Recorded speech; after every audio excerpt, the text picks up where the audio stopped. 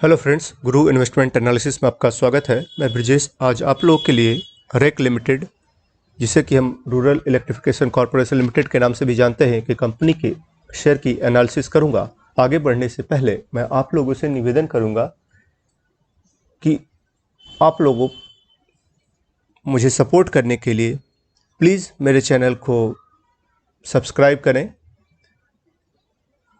या मुझे फेसबुक या किसी अन्य सोशल मीडिया पे देख रहे हैं तो फॉलो करें, और वीडियो लाइक करें, कमेंट करें, शेयर करें। कोई सुझाव देना हो, कोई फीडबैक देना हो तो भी दे सकते हैं। और प्लीज़ वीडियो पूरा देखें, क्योंकि हम आपके लिए काफ़ी मेहनत से बहुत सारी जो जानकारी है जुटा कर लाते हैं। तो अगर आप वीडियो पूरा नहीं देखेंगे या स्किप कर देंगे तो आपको वो जानकारी नहीं मिल पाएगी, और ये जानकारी आपके लिए काफ़ी फ़ायदेमंद होती है। तो प्लीज़ वीडियो पूरा देखें। तो जैसा कि मैंने आपको बताया कि रूरल इलेक्ट्रिफिकेशन कॉरपोरेशन लिमिटेड, तो ये जो है ये पावर फाइनेंस कॉरपोरेशन लिमिटेड की सब्सिडरी कंपनी है। इसकी पेरेंट कंपनी पीएफसी है, पावर फाइनेंस कॉरपोरेशन, और ये भारत सरकार की कंपनी है। ये ऊर्जा के क्षेत्र में इंफ्रास्ट्रक्चर को फाइनेंशियल सपोर्ट प्रदान करती है, चाहे वो जनरेशन, पावर जनरेशन हो, डिस्ट्रीब्यूशन हो या ट्रांसमिशन का काम हो। तो ये कंपनी का जो शेयर का प्राइस था वो 31 जुलाई को, जैसा कि आप देख सकते हैं मेरे स्क्रीन पे, 203 रुपये था। और इस कंपनी ने पिछले एक साल में आपको 103.73% का रिटर्न दिया है, और पिछले 5 साल में आपको 136.38% का रिटर्न दिया है। कंपनी का मार्केट कैपिटलाइजेशन 51,000 करोड़ का है। इसका 52 वीक हाई 196.95 है, और 52 वीक लो 91.05 रुपये। इसका प्राइस टू अर्निंग रेशियो मतलब पी रेशियो 4.58 है। मतलब कि आपको इस पे 1 रुपये अर्निंग पे, 1 रुपये की अर्निंग के लिए 4.58 रुपये पे करने पड़ेंगे। तो आइए अब हम इस कंपनी के बारे में थोड़ा सा डिटेल से जानते हैं। ये कंपनी जो है 1969 में इस्टेब्लिश हुई थी, और क्योंकि उस समय देश में काफ़ी सूखा पड़ता था और हमारी डिपेंडेंसी जो कृषि के लिए, वो काफ़ी ज़्यादा हद तक मानसून पर डिपेंडेंट थे हम। तो इस समस्या को दूर करने के लिए, क्योंकि उस समय सूखा पड़ता था, तो देश के सामने भुखमरी की समस्या पैदा हो जाती थी। तो इस समस्या को दूर करने के लिए कंपनी ने इरिगेशन के लिए पंप सेट को चालू करवाने की योजना बनाई, और उसी के लिए ग्रामीण क्षेत्रों में जो इलेक्ट्रिफिकेशन है उसको एनहेंस करने के लिए या बूस्ट करने के लिए, उसके इंफ्रास्ट्रक्चर को बूस्ट करने के लिए इस कंपनी का इस्टेब्लिशमेंट किया गया। ये कंपनी जो है, जैसा कि आप देख सकते हैं मेरी स्क्रीन पे, इनकी जर्नी 54 सालों से है। इनकी जर्नी जो बिगिन हुई थी वो power infrastructure in rural areas को करने के लिए, डेवलप करने के लिए हुई थी। उसके बाद आप देख सकते हैं काफ़ी सारे डेवलपमेंट इस कंपनी में हुए। ये कंपनी 2008 में लिस्टेड हुई शेयर मार्केट में, जो कि 27 टाइम्स सब्सक्राइब हुई थी। इसका आईपीओ 2008 में आया था, और ये जो कंपनी है 2017 में लंदन स्टॉक एक्सचेंज में पहली इंडियन पीएसयू थी जिसने यूएस डॉलर में ग्रीन बॉन्ड जारी किया था।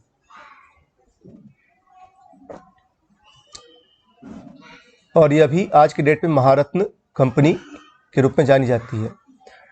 अब पहले ये कंपनी तो स्टार्ट हुई थी पावर सेक्टर के इंफ्रास्ट्रक्चर को डेवलप करने के लिए, लेकिन अब ये उसके अलावा metro, road, highways, ports, waterways, IT infra, fibre optics, airport, steel infra, oil refinery, health sector में भी अब अपना जो बिजनेस है वो डाइवर्सिफाई कर चुकी है, मतलब लोन देती है। अब ये इंफ्रास्ट्रक्चर और लॉजिस्टिक में भी ये लेंडिंग कर रही है। अगर कंपनी के हम शेयर होल्डिंग पैटर्न को देखें तो इनका जो 52.63% शेयर होल्डिंग है वो पीएफसी के पास है, जो कि इसकी पेरेंट कंपनी है। एफपीआई एंड एफआईआई के पास 21.51% है। इंश्योरेंस कंपनी के पास 4.26% है। इंडिविजुअल्स और एचयूएफ के पास 12.45 है। म्यूचुअल फंड्स के पास 7.33 है। कॉर्पोरेट्स के पास 1.45 है और अदर्स के पास 0.37% है। ये आपके 31/3/2023 के तक की मैं आपको बता रहा हूँ, मतलब पिछले साल की। इसका पिछला जो फाइनेंशियल ईयर था उसकी बात कर रहा हूँ मैं। इसका अर्निंग पर शेयर एनुअलाइज्ड 41.86 है। बुक वैल्यू पर शेयर जो उस समय था वो 219.05 था और 2023 में ही कंपनी ने 1:3 का बोनस भी दिया था। इनका डिविडेंड परसेंट जो है 12.43% था उस समय। अब इस क्वार्टर में, मतलब फाइनेंशियल ईयर 23-24 के फर्स्ट क्वार्टर में इनका जो शेयर होल्डिंग पैटर्न है वो पीएफसी के पास 52.63% है। एफपीआई एफआईआई के पास 21.9% है। इंश्योरेंस कंपनी के पास 4.2 है, 1 है। इंडिविजुअल्स के पास 11.93 है। म्यूचुअल फंड्स के पास 7.31, कॉर्पोरेट्स के पास 1.48 और अदर्स के पास 0.72। फर्स्ट क्वार्टर में इनकी जो अर्निंग पर शेयर है 11.24% और अर्निंग पर शेयर जो एनुअलाइज्ड है वो 44.96%। बुक वैल्यू पर शेयर 231.22% और 2024 में जो इन्हें पहला इंटरिम डिविडेंड दिया है 3 रुपये प्रति शेयर दिया है। और अगर हम कंपनी का शेयर होल्डर आउटलुक देखें तो कंपनी के जो टॉप 10 शेयर होल्डर्स हैं 30 जून 2023 तक, तो सबसे पहली तो इनकी पेरेंट कंपनी है पावर फाइनेंस कॉरपोरेशन, जिसके पास 52.63% है। उसके बाद एचडीएफसी ट्रस्टी कंपनी के पास है 4.45%। Wind agri partnership master LP के पास 3.38% है।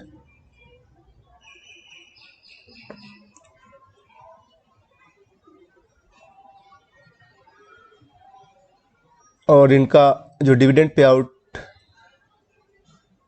ऑफ इक्विटी शेयर कैपिटल है, रेगुलरली आपको हाई डिविडेंड पे करती है कंपनी। बहुत ही अच्छी कंपनी है ये। कंपनी मेरे पोर्टफोलियो में भी है और मैं पिछले 1 साल से इसमें निवेशित हूँ, तो मुझे तो बहुत अच्छा फ़ायदा हो रहा है। और ये कंपनी अभी तक आपको मैं बताऊं तो 34 बार डिविडेंड दे चुकी है 2008 से।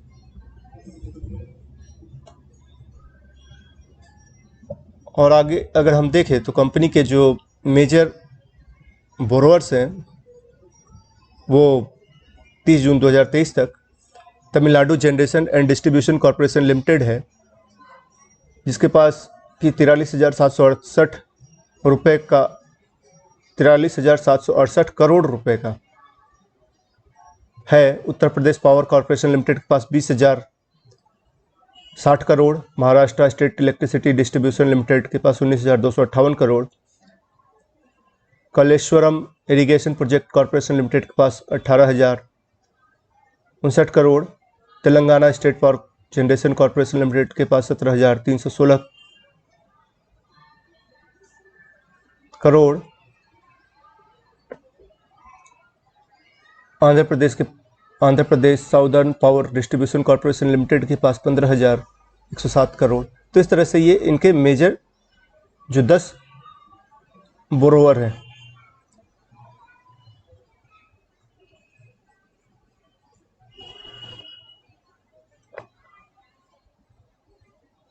जिनके पास की लगभग 40% इनके जो टोटल लोन का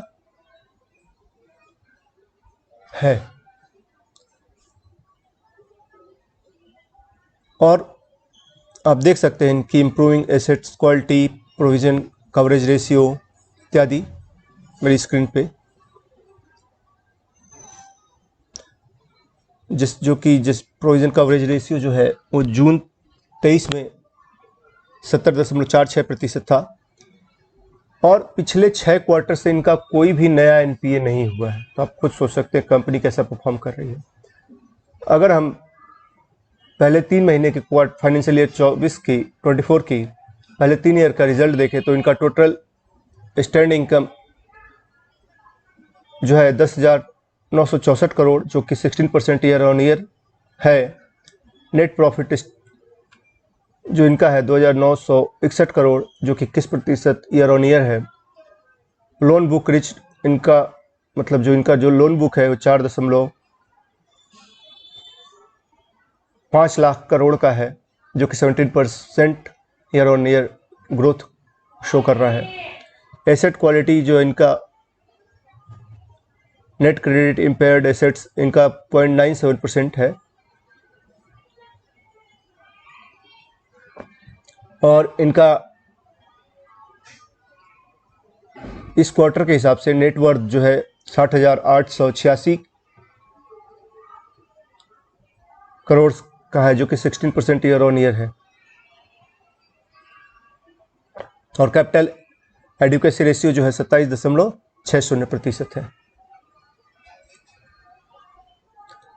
कंपनी का हम स्टैंडर्ड लोन प्रॉफिट और लॉस देखें तो इनका जो प्रॉफिट बिफोर टैक्स है फर्स्ट क्वार्टर में फाइनेंशियल ईयर 24 के 3712 करोड़ है, 3,712 करोड़ है, जो कि पिछले साल इसी क्वार्टर में 2,940 करोड़ था।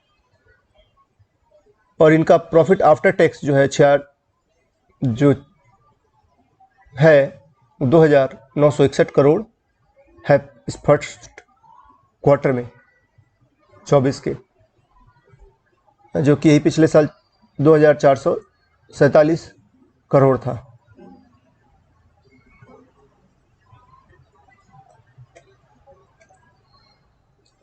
कंपनी के अगर हम की रेशियोज को देखें तो वो लोन जो इनका L2 लोन एसेट्स है वो 9.82% है, कॉस्ट ऑफ फंड्स है 7.23%, इंटरेस्ट स्प्रेड है 2.59%, नेट इंटरेस्ट मार्जिन 3.28% है, रिटर्न ऑन नेट वर्थ है 19.98%, इंटरेस्ट कवरेज रेशियो जो है 1.53 टाइम्स है और डेट टू इक्विटी रेशियो जो है 6.42 टाइम्स है। तो इस तरह से देख सकते हैं आप कि काफ़ी अच्छी कंपनी है, आप इसमें लॉन्ग टर्म के लिए इन्वेस्ट कर सकते हैं। लेकिन इन्वेस्ट करने से पहले मैं आप लोगों से निवेदन करूंगा कि प्लीज़ आप थोड़ा थोड़ा करके इन्वेस्ट करें। एक ही साथ बहुत ज़्यादा पैसा न लगा दें, क्योंकि आपको पता नहीं होता कब कंपनी के शेयर की प्राइस ऊपर या नीचे जाएगी, किसी को भी पता नहीं होता है। तो इसलिए अगर आप थोड़ा थोड़ा करके इन्वेस्ट करेंगे तो आपको फ़ायदा बहुत ज़्यादा नहीं होगा तो नुकसान भी बहुत ज़्यादा नहीं होगा। और अगर टाइम टू टाइम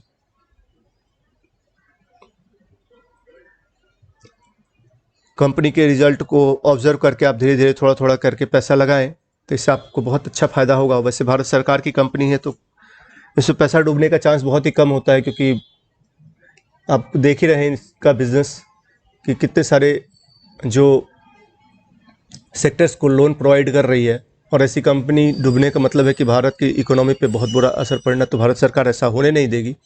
आप इसमें लॉन्ग टर्म के लिए अपना पैसा इन्वेस्ट कर सकते हैं, बहुत ही अच्छा रिटर्न मिलने का चांस है। लेकिन इन्वेस्ट करने से पहले प्लीज़ अपने फाइनेंशियल एडवाइज़र की सलाह लें या अपनी बुद्धि का प्रयोग करके प्लीज़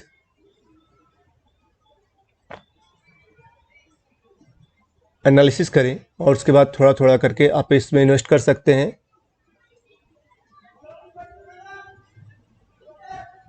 एक साथ बहुत ज़्यादा पैसा अगर लगा देंगे तो इससे आपको नुकसान होने के चांसेस बहुत ज़्यादा होते हैं। और कभी भी कहीं से उधार लेकर इन्वेस्ट ना करें। जितना आपके पास पैसा अकाउंट में पड़ा हो, जितनी आपकी क्षमता हो उतना ही इन्वेस्ट करें। किसी के टिप्स पे इन्वेस्ट ना करें। कहीं गारंटेड रिटर्न या जैसे बहुत सारे आजकल टेलीग्राम चैनल्स या सोशल मीडिया पे बहुत सारे चैनल्स हैं जो कि आपको गारंटेड रिटर्न की गारंटी देते हैं, तो आप ऐसे लोगों पे भरोसा ना करें। प्लीज़ अपनी बुद्धि का प्रयोग करें, थोड़ा थोड़ा करके इन्वेस्ट करें, लंबे समय के लिए इन्वेस्ट करें, तो इससे आपको अच्छा फ़ायदा होगा। क्योंकि अगर जैसे किसी कंपनी के शेयर को आप बार बार खरीदते या बेचते रहते हैं तो इससे आपके जो ब्रोकर हैं उनको बार बार ब्रोकरेज भी देना पड़ता है, तो भी आपका एक वो नुकसान है आप देखें तो। और अगर किसी कंपनी का शेयर बढ़ रहा है और आप उसमें निवेशित हैं तो ये आपके लिए लॉन्ग टर्म के लिए काफ़ी अच्छे फ़ायदेमंद होगी। हाँ, लेकिन अपने लॉस का भी ध्यान रखें, कितना लॉस आप वहन कर सकते हैं, आपकी क्षमता कितना लॉस बियर करने की है। तो वो सब सारी चीज़ें आप एनालाइज करके ही कभी भी इन्वेस्ट करें। क्योंकि मैं भी मार्केट में पिछले 10 सालों से हूँ, मतलब 10 सालों से 2010 से हूँ, मतलब कि तो इतने सालों में मैंने भी काफ़ी कुछ सीखा है। और मैंने खुद ही गलतियाँ की, खुद की गलतियों से ही सीखा। और उसके अलावा फिर और भी जो भी इस क्षेत्र के जानकार थे उन लोगों से भी सीखा। तो मैं नहीं चाहता कि जो गलतियां मैंने की वो आप भी करें और अपना नुकसान करें, क्योंकि शेयर मार्केट में नुकसान भी होता है, आप लोगों को पता है। तो आप